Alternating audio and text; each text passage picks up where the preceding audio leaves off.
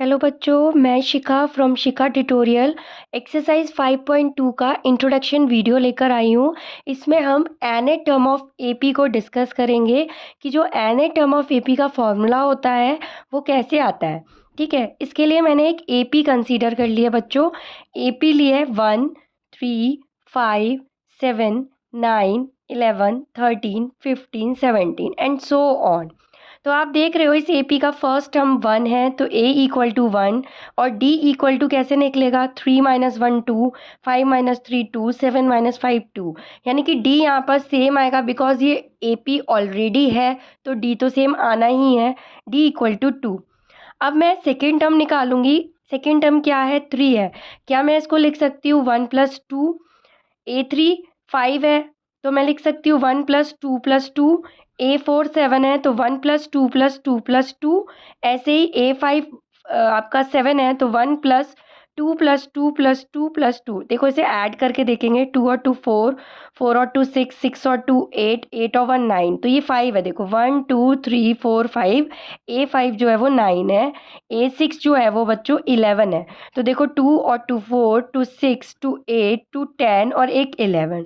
अब आप जानते होंगे जो मल्टीप्लिकेशन होता है बच्चों वो रिपीटेड एडिशन होता है। तो ये तो 1 है, सब में सेम है, इसको एज इट इज लिख देंगे। अब इसमें देखेंगे 2 कितनी बार यूज़ हो रहा है, 2 कितनी बार आ रहा है। तो 2 यहाँ पर एक बार आ रहा है तो इसे हम लिख सकते हैं 2 इंटू 1। यहाँ पर 2 कितनी बार आ रहा है, 2 बार आ रहा है तो 2 इंटू 2। 2 कितनी बार आ रहा है, 3 बार आ रहा है तो 3 इंटू 2। 2 कितनी बार आ रहा है, 4 बार आ रहा है तो 4 इंटू 2। इसी तरीके से 5 इंटू 2। आप एक चीज़ नोटिस करोगे कि सेकेंड टर्म में जो आपका आया है वो एक कम आएगा, 1 आ रहा है। थर्ड टर्म में आएगा 2 आएगा, फोर्थ टर्म में आएगा वो 3 आएगा, फिफ्थ टर्म में आएगा वो 4 आएगा, सिक्स टर्म में आएगा 5 आएगा, यानी कि एक कम नंबर आपको फाइंड मिल रहा है।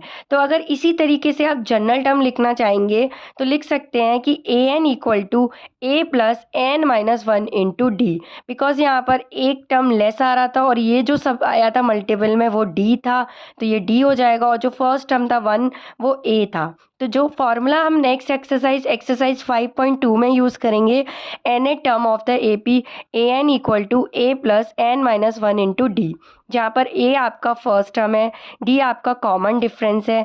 ए एन बच्चों जो है वो nth टर्म है ए पी का। आपको एक ए पी दे दी जाएगी, उसमें आपको nth टर्म निकालना है। जैसे मैंने आपको लास्ट एक्सरसाइज में एक सैलरी वाला क्वेश्चन बताया था कि उसमें उसकी सैलरी थी 5000 समथिंग और 500 ईयरली इंक्रीमेंट हो रहा था, तो हम उसमें ऐड कर करके निकाल रहे थे। लेकिन अगर मैं बोलूँ 25 साल बाद उसकी सैलरी कितनी होगी, 50 साल बाद सैलरी कितनी होगी, तो उस केस में ना आपको ऐड करके निकालना बिल्कुल इम्पॉसिबल हो जाएगा। तब हम इस फॉर्मूले का यूज़ करेंगे, क्योंकि यहाँ पर हम एन लिख सकते हैं 25 यानी कि 25 साल बाद, तो ए 25 निकालेंगे और गिवन वैल्यूज़ को इसमें पुट करेंगे तो आपको उसकी 25 साल के बाद की सैलरी को आप फाइंड आउट कर सकते हो।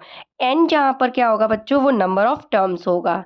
आई होप आपको n a term of A P clear हुआ होगा। अब इसका एप्लीकेशन हम नेक्स्ट वीडियो में 5.2 के क्वेश्चन को सॉल्व करके सीखेंगे।